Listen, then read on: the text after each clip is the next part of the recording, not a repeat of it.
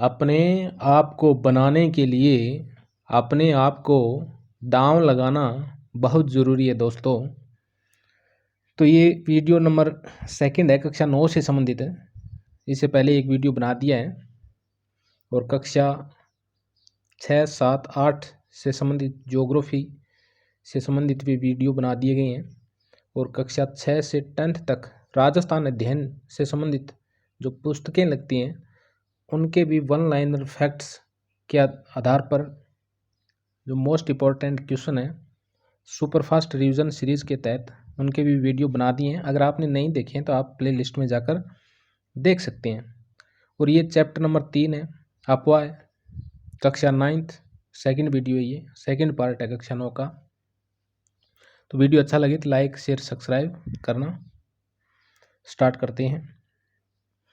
एक नदी तंत्र द्वारा जिस क्षेत्र में जल प्रवाहित होता है उसे अपवाय द्रोणी कहते हैं।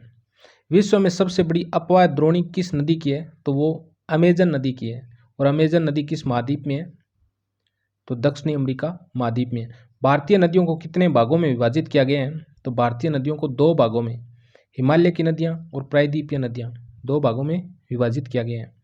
किस क्षेत्र में बहने वाली नदियां 12मासी होती हैं? तो हिमालय से निकलने वाली नदियां हैं वो 12मासी होती हैं। हिमालय की 2 प्रमुख नदी कौन सी हैं जो उत्तरी भाग से निकलती हैं? एक तो सिंधु है और एक ब्रह्मपुत्र है। हिमालय से निकलने वाली प्रमुख नदियां कौन कौन सी हैं? तो सिंधु, गंगा और ब्रह्मपुत्र।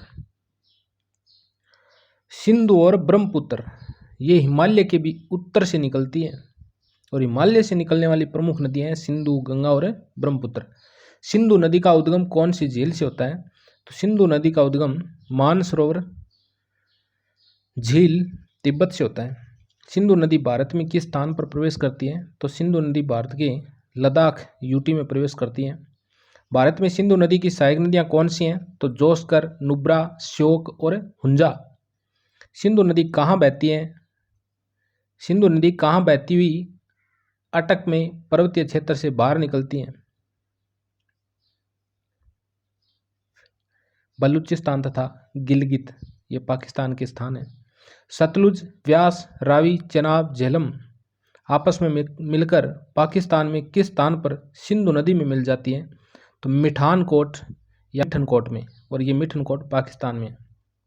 सिंधु नदी पाकिस्तान के किस स्थान में अरब सागर में मिलती हैं? तो कराची के पास।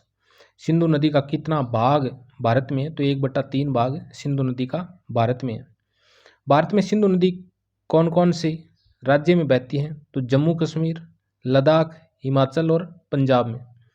सिंधु नदी की कुल लंबाई कितनी है? 2900 किलोमीटर है। सिंधु नदी समझौते के अनुसार भारत सिंधु नदी का कितना जल उपयोग कर सकता है? तो 20% जल। सिंधु जल समझौता कब हुआ था? 1960 में हुआ था। ये आंकड़े एनसीईआरटी पे आधारित है और एनसीईआरटी को तो आपको रीड के लिए तो रट्टी लेनी चाहिए। सिंधु नदी के जल का उपयोग किन किन राज्यों में सिंचाई के लिए किया जाता है? तो पंजाब, हरियाणा और राजस्थान में। गंगा नदी की मुख्य धारा कौन सी है? तो भागीरथी है। गंगा की मुख्य धारा भागीरथी कहाँ से निकलती है? तो ये गंगोत्री हिमनद से निकलती है। गंगोत्री हिमानी से निकलती है, हिमनद से निकलती है। भागीरथी गंगा नदी में कहाँ मिलती है? अलकनंदा, उत्तराखंड के देवप्रयाग में। भागीरथी गंगा नदी में, यानी भागीरथी जो गंगा की धारा है, एक गंगा की 2 धारा है, एक तो भागीरथी है और एक अलकनंदा है। तो गंगोत्री हिमनद से भागीरथी निकलती है और एक अलकनंदा आती है। ये दोनों उत्तराखंड के देवप्रयाग में मिलकर गंगा का निर्माण करती है।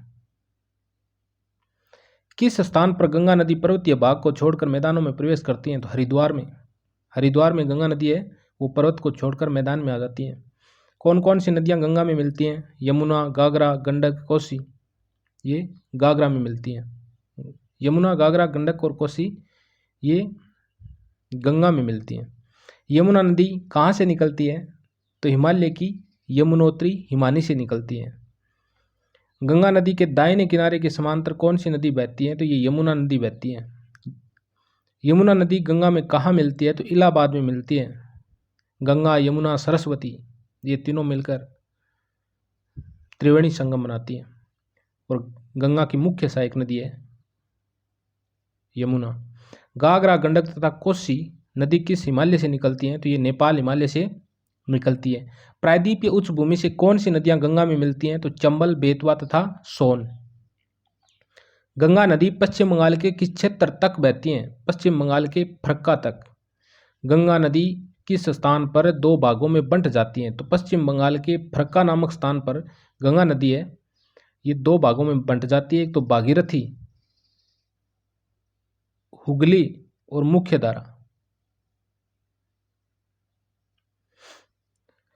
तो गंगा नदी किस स्थान पर दो भागों में बंट जाती है? तो ये तो फरक्का नामक स्थान पर बंट जाती है। कहाँ पर? पश्चिम बंगाल में। यानी जो बांग्लादेश है उससे लगभग 8 किलोमीटर पहले गंगा नदी के दो टुकड़े हो जाती है, जिसकी एक धारा बांग्लादेश में चली जाती है और एक धारा हुगली के नाम से बंगाल की खाड़ी में चली जाती है, बंगाल की खाड़ी में।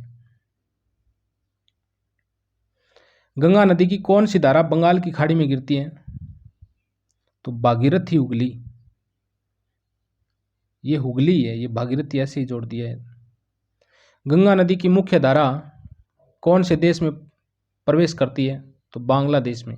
बांग्लादेश में गंगा नदी में कौन सी नदी मिलती है? तो ब्रह्मपुत्र नदी मिलती है। गंगा नदी द्वारा कौन सा डेल्टा तैयार किया जाता है? तो सुंदरवन का डेल्टा तैयार किया जाता है।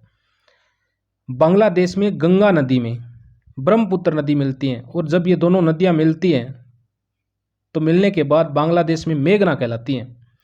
और एक गंगा का नदी की धारा जो हुगली है और एक ब्रह्मपुत्र है और एक गंगा की ये धारा, ये जो दोनों मिलती हैं और जो बीच में हुगली और गंगा ब्रह्मपुत्र की धारा मिलने के बाद यानी मेघना और हुगली के बीच में जो ये क्षेत्र है ये सुंदरवन का डेल्टा है।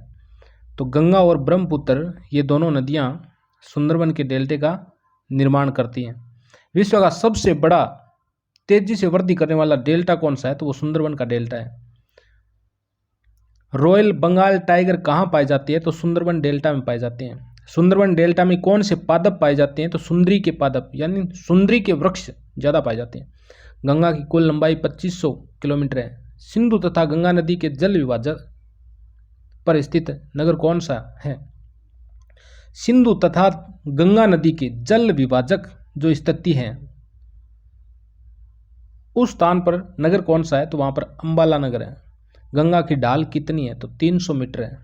ब्रह्मपुत्र नदी कौन सी झील से निकलती है? तो तिब्बत की मानसरोवर झील से। तिब्बत के पास मानसरोवर झील और मानसरोवर झील के पास एक हिमनद है, चिमयोंगडोंग हिमनद, वहां से निकलती है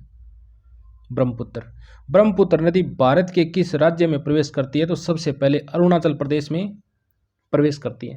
ब्रह्मपुत्र नदी किस पर्वत शिखर के पास यू आकार में मुड़ जाती है? नामचा बरवा पर्वत शिखर जो 1757 मीटर है, यहाँ पर यू आकार में मुड़ जाती है। अरुणाचल प्रदेश में ब्रह्मपुत्र नदी को किस नाम से जाना जाता है? तो दिहांग के नाम से जाना जाता है। ब्रह्मपुत्र नदी की सहायक नदियाँ कौन सी हैं? दिबांग, लोहित, केनुला। ब्रह्मपुत्र नदी को तिब्बत में किस नाम से जाना जाता है? तो सांगम्पा के नाम से जाना जाता है। ब्रह्मपुत्र नदी को बांग्लादेश में किस नाम से जाना जाता है? तो जमुना के नाम से। ब्रह्मपुत्र नदी में बाढ़ आने से किन्हें सबसे ज़्यादा हानि पहुंचती है? तो असम और बांग्लादेश को। तो ब्रह्मपुत्र नदी को ब्रह्मपुत्र किस राज्य में कहा जाता है? तो वो असम में ही कहा जाता है, क्योंकि अरुणाचल प्रदेश में तो उसे दिहांग कहा जाता है और तिब्बत में इसे सांगपो कहा जाता है और असम में इसे क्या कहा जाता है? ब्रह्मपुत्र कहा जाता है। बांग्लादेश में ब्रह्मपुत्र को जमुना कहा जाता है और जमुना और गंगा दोनों मिलती है उसके बाद मेघना कहलाती हैं। तो बीच के अंदर जहाँ पर बहती है असम के अंदर इन्हें ब्रह्मपुत्र को ब्रह्मपुत्र कहा जाता है। प्रायद्वीपीय भारत में मुख्य जल विभाजन का कार्य करता है पश्चिमी घाट। तो प्रायद्वीपीय भारत में मुख्य जल विभाजक का कार्य करता है पश्चिमी घाट। प्रायद्वीपीय भारत की मुख्य नदियाँ कौन कौन सी हैं? महानदी, गोदावरी, कृष्णा, कावेरी, नर्मदा और ताप्ती। महानदी, गोदावरी, कृष्णा तथा कावेरी नदियाँ अपना पानी कहाँ ले जाती हैं? तो ये बंगाल की खाड़ी में ले जाती हैं। नर्मदा नदी का उद्गम कहाँ से होता है? तो नर्मदा नदी का उद्गम अमरकंटक की पहाड़ियाँ मध्य प्रदेश से होता है। धुआंधार जलप्रपात कहाँ स्थित है? तो जबलपुर मध्य प्रदेश में स्थित है, जबलपुर मध्य प्रदेश। किस राज्य ने नर्मदा नदी के संरक्षण के लिए नमामि देवी नर्मदे नाम की योजना प्रारंभ की है? तो ये मध्य प्रदेश ने की है भाई। नर्मदा नदी के संरक्षण के लिए नमामि देवी नर्मदे योजना किस राज्य ने प्रारंभ की है? तो मध्य प्रदेश ने। ताप्ती नदी का उद्गम कहाँ से होता है? तो ये सतपुड़ा पहाड़ी बैतूल जिला मध्य प्रदेश से होता है। ताप्ती नदी कौन कौन से राज्यों में बहती हैं? तो मध्य प्रदेश, गुजरात और महाराष्ट्र में बहती हैं। पश्चिम की ओर बहने वाली मुख्य नदियां कौन सी हैं? तो साबरमती है, माही है, भारत पुजा है और पेरियार है। सबसे बड़ी प्रायद्वीपीय नदी कौन सी है? तो वो गोदावरी है। गोदावरी नदी कहाँ से निकलती है? तो महाराष्ट्र के नासिक जिले के पश्चिम घाट से। गोदावरी नदी की लंबाई कितनी है? 1500 किलोमीटर। गोदावरी नदी अपना पानी कहाँ लेकर जाती है? तो बंगाल की खाड़ी में। गोदावरी नदी कौन कौन से राज्यों में बहती है? तो महाराष्ट्र, मध्य प्रदेश, उड़ीसा और आंध्र प्रदेश में। गोदावरी नदी की सहायक नदियां कौन सी हैं? पूर्णा, वर्धा, प्रांतहिता, मांजरा, वेनगंगा और पेनगंगा। किस नदी को दक्षिण की गंगा के नाम से जाना जाता है? तो गोदावरी को। महानदी का उद्गम कहाँ से होता है? तो छत्तीसगढ़ से होता है महानदी का उद्गम। महानदी की कुल लंबाई कितनी है? तो 860 किलोमीटर है। महानदी की अपवाह द्रोणी कहाँ स्थित है? तो महाराष्ट्र, छत्तीसगढ़, झारखंड और ओडिशा में। कृष्णा नदी का उद्गम स्थान है महाराष्ट्र के पश्चिमी घाट में महाबलेश्वर के निकट। कृष्णा नदी की लंबाई है 14,000 किलोमीटर। कृष्णा नदी की मुख्य सहायक नदियां कौन कौन सी हैं? तुंगभद्रा, कोयना, घाटप्रभा, मुसी और भीमा। कृष्णा नदी का प्रवाह किन किन राज्यों में है? तो महाराष्ट्र, कर्नाटक तथा आंध्र प्रदेश में। बाहर कोई बारात आई है, पटाखे बज रहे हैं, आवाज आपको भी डिस्टर्ब कर सकती है ये शायद। कावेरी नदी का उद्गम स्थान कौन सा है? तो पश्चिम घाट के ब्रह्मगिरी पर्वत श्रृंखला में है। कावेरी नदी कहाँ पर बंगाल की खाड़ी में मिल जाती है? तमिलनाडु में, कुडलूर तमिलनाडु में। कावेरी नदी की लंबाई है 760 किलोमीटर। कावेरी नदी की मुख्य सहायक नदियां कौन कौन सी हैं? तो अमरावती, भवानी, हेमावती और काबिनी। कावेरी नदी कौन कौन से राज्यों में बहती है? तो तमिलनाडु, केरल और कर्नाटक में बहती है। भारत का दूसरा सबसे बड़ा जलप्रपात कौन सा है? तो शिव समुद्रम जलप्रपात। कौन सी नदी पे? कावेरी नदी पे। कश्मीर घाटी की प्रसिद्ध झील कौन सी है? तो वो डल झील है। एक विसर्प नदी बाढ़ वाले क्षेत्रों में कटकर झील का निर्माण करती है, उसे कहते हैं गोखुर झील। यानी गाय के खुर के समान जो झील बन जाती है उसे गोखुर झील कहती है। जम्मू कश्मीर की कौन सी झील भूगर्भीय क्रियाओं से बनी है? तो ये वुल्लर झील है जम्मू कश्मीर की, ये भूगर्भीय क्रियाओं से बनी है। भीमताल झील कहाँ स्थित है? तो ये उत्तराखंड में है, भीमताल। गोविंद सागर बांध परियोजना का नाम क्या है? तो भाखड़ा नागल परियोजना, गोविंद सागर बांध परियोजना। देश में नदी सफाई का कार्यक्रम कब शुरू हुआ था? तो ये 1985 में गंगा एक्शन प्लान के नाम से शुरू हुआ था, 1985 में। राष्ट्रीय नदी संरक्षण योजना कब बनाई गई? तो 1995 में। चैप्टर नंबर 4 भारत की जलवायु से संबंधित है। कितने वर्षों से अधिक समय अवधि में मौसम की अवस्थाओं तथा विविधताओं का कुल योग जलवायु कहलाता है? तो 30 वर्ष। 30 वर्षों तक वो मौसम और मौसम की अवस्था, विविधता, इन कुल का जो योग होता है वही क्या होती है? जलवायु होती है। भारत की जलवायु क्या कहलाती है? तो भारत की जलवायु मानसूनी जलवायु है।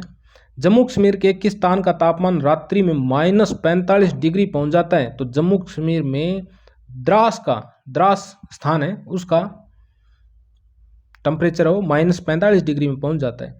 कहाँ पर दिन और रात का तापमान लगभग समान रहता है? तो केरल, अंडमान निकोबार द्वीप समूह है, यहाँ पर दिन और रात का लगभग तापमान समान रहता है, क्योंकि यहाँ पर महासागरीय जलवायु है।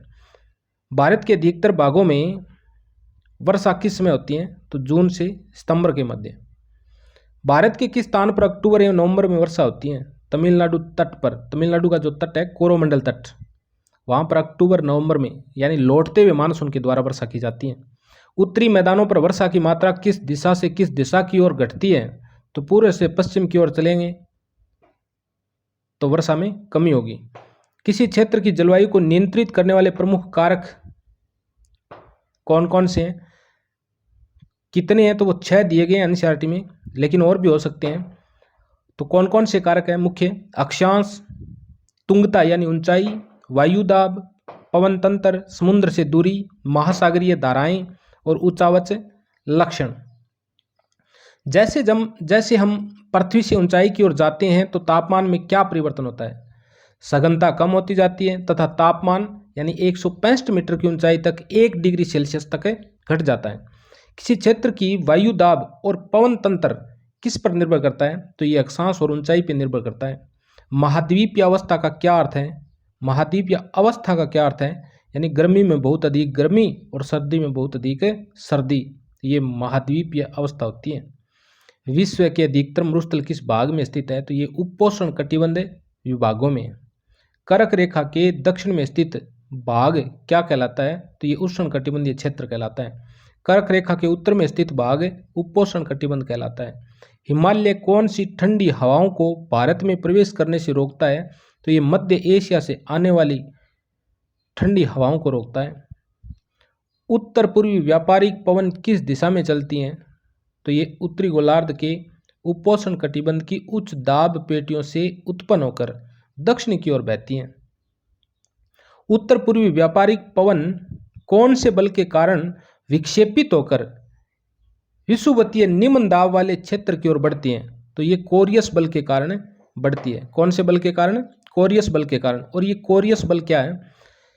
पृथ्वी के घूर्णन के कारण उत्पन्न आभासी बल को कोरियस बल कहते हैं। इस बल के कारण पवनें उत्तरी गोलार्ध में अपनी दाईं ओर तथा दक्षिणी गोलार्ध में अपनी बाईं ओर विक्षेपित हो जाती है। इसे फेरल का नियम भी कहा जाता है।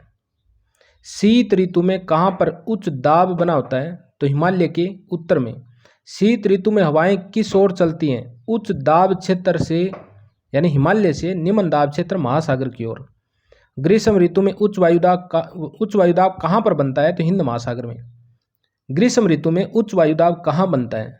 तो वो हिंद महासागर में।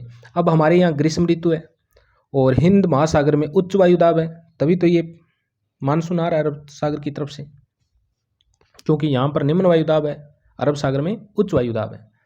और वायु हमेशा उच्च वायुदाब से निम्न दाब की ओर चलती हैं। ग्रीष्म ऋतु में चलने वाली हवाएं क्या कहलाती हैं? तो ये दक्षिणी पश्चिमी मानसूनी पवनें कहलाती हैं भारत की दृष्टि से। जेट धाराएं कौन से अक्षांशों के मध्य चलती है? तो ये 27 डिग्री से 30 डिग्री उत्तरी अक्षांशों के मध्य चलती हैं। जेट धाराओं को क्या कहा जाता है? उपोष्ण कटिबंधीय पश्चिमी जेट धारा कहा जाता है। भारत में यह जेट धारा कहाँ पर बहती है? तो ये ग्रीष्म ऋतु को छोड़कर पूरे वर्ष हिमालय के दक्षिण में बहती है। जेट धाराओं की ऊंचाई कितनी है? तो 12,000 मीटर ऊंची आकाश में बहे जेट धारा। जेट धाराओं की गति कितनी होती है? 184 किलोमीटर प्रति घंटा तक है। पश्चिमी चक्रवाती विक्षोभ किस ऋतु में उत्पन्न होता है? तो ये शीत ऋतु में उत्पन्न होता है। पश्चिमी चक्रवाती विक्षोभ किस कारण उत्पन्न होता है? तो ये भूमध्य सागरीय क्षेत्र में आने वाले पश्चिमी प्रवाह के कारण होता है।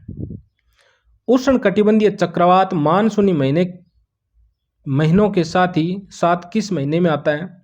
उष्ण कटिबंधीय चक्रवात मानसूनी महीने के साथ साथ किस महीने तक आ जाता है? तो अक्टूबर नवंबर में। हिंद महासागर में कहाँ पर उच्च दाब वाला क्षेत्र बनता है? तो मेडागास्कर के पूर्व लगभग 20 डिग्री दक्षिणी अक्षांश के ऊपर उच्च वायुदाब वाला क्षेत्र बनता है। एल निनो क्या है? ये एल निनो ठंडी जलधारा है। ये ठंडी जलधारा पेरू जलधारा के स्थान पर अस्थायी तौर पर गर्म जलधारा के विकास को एल निनो का नाम दिया गया है। एल निनो स्पेनिश, तो एल निनो तो गर्म जलधारा है, लेकिन एक ठंडी जलधारा है पेरू, और पेरू जलधारा के स्थान पर अस्थायी रूप में एक गर्म जलधारा का विकास होता है, उसे एल निनो कहा जाता है। और ये एल निनो स्पेनिश शब्द है जिसका अर्थ होता है बच्चा, तथा जो कि बेबी क्राइस्ट को व्यक्त करता है, क्योंकि यह धारा क्रिसमस के समय बहना शुरू करती है। एल निनो की उपस्थिति के कारण समुद्र की सतह के तापमान में क्या अंतर आता है, तो तापमान बढ़ जाता है। और ये एल नीनो है ना, ये भारतीय मानसून को बहुत प्रभावित करती है। जब पेरू के तट पर एल नीनो सक्रिय हो जाती है तो भारतीय मानसून दो भागों में बढ़ जाता है, जिससे भारत का मानसून कमजोर रहता है। तो एल नीनो भारतीय मानसून को प्रभावित करती है। और जब जिस वर्ष एल नीनो सक्रिय नहीं होती है उस वर्ष भारत का मानसून मजबूत होता है। मानसून का समय कितने समय अवधि तक होता है, तो मानसून का समय ये कितने समय अवधि तक होता है, ये जून के प्रारंभ से लेकर मध्य सितंबर तक लगभग 100 से 120 दिन का समय होता है। ये जून के प्रथम सप्ताह में मानसून भारतीय प्रायद्वीप के किस स्थान पर प्रवेश करता है, तो दक्षिणी छोर से प्रवेश करता है। यानी 1 जून ने मानसून है जिसको केरल के तट पर पहुंची है। भारतीय मानसून को कितने भागों में विभाजित किया जा सकता है, 2 भागों में, अरब सागरीय शाखा और बंगाल की खाड़ी की शाखा। अरब सागर शाखा मानसून मुंबई कब पहुंचती है, तो 10 जून के आसपास पहुंच जाती है। अरब सागर में मानसून और बंगाल की खाड़ी का मानसून की शाखा किस स्थान पर आपस में मिल जाती है, तो गंगा के मैदान के उत्तर पश्चिमी भागों में अरब सागर की मानसून की शाखा और बंगाल की खाड़ी की मानसून की शाखा दोनों गंगा के मैदान के उत्तर और पश्चिमी भाग में मिल जाती है। बंगाल की खाड़ी मानसून शाखा से वर्षा कब प्रारंभ होती है, तो बंगाल की खाड़ी मानसून शाखा से वर्षा 29 जून से प्रारंभ होती है। जुलाई के प्रथम सप्ताह तक मानसून कहाँ तक पहुँचता है या पहुँच जाता है, तो उत्तर प्रदेश, पंजाब, हरियाणा तथा पूर्वी राजस्थान तक। आंकड़े जबरदस्त है, शानदार है। यहाँ से क्वेश्चन डेफिनेटली बनने वाले हैं रीट में, और आपको याद भी करने चाहिए। आपने याद कर भी लिए हैं अभी तक, और नहीं किए हैं तो आप याद करिए। मानसून की वापसी कब प्रारंभ होती है, तो दिसंबर के प्रथम सप्ताह से जनवरी के प्रथम सप्ताह तक प्रारंभ हो जाती है। अगर आपने सही ढंग से रीट की तैयारी की है तो आपके ये आंकड़े समझ में आएंगे, अन्यथा कम ही चांस है कि आपको ये आंकड़े समझ में आए। मानसून की वापसी किस दिशा से किस दिशा की ओर होती है, तो ये मानसून की वापसी यानी लौटता हुआ मानसून उत्तर से दक्षिणी की ओर। भारत में कितनी ऋतु है, तो भारत में 4 ऋतुएं मुख्य है।